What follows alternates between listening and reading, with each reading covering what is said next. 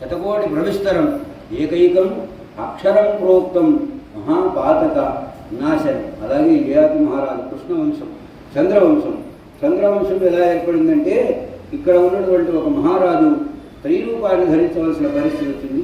త్రిరూపంతో ఉన్నటువంటి ఆమెకు బుధుడు అనేటువంటి వారితో సంపర్కం ఏర్పడింది. వారిద్దరికీ జన్మించినటువంటి వాడు పురూరవల వంశంలోని యయాతి మహారాజు, తుర్వసుడు మొదలైనటువంటి నలుగురు పెద్దల తండ్రి. వాడికి అతి కామం. ఆ కామంతో ఏం చేశాడంటే ముసలివాడిపోయినాడు, శాపవశం శుక్రాచార్యుని శాపవశం చేశాడు. ముసలివాడిని అయితే ఎలా మళ్ళీ పునర్యౌవనం పొందాలని నలుగురు కొడుకుని మీ ఎవరు నాకు ఇవ్వడరా, నా ముసలితనం ధరించండి, ఎవరైనా సరే ఒకరు అంటే దానికి అంగీకరించిన ముగ్గురు రాజ్యార్హత లేనటువంటి వాడైనా ఒకరు అంగీకరించాడు. అతడి వలన తిరిగి తాను రాజ్యార్హత కలిగేట్టుగా అతను చేశాడు.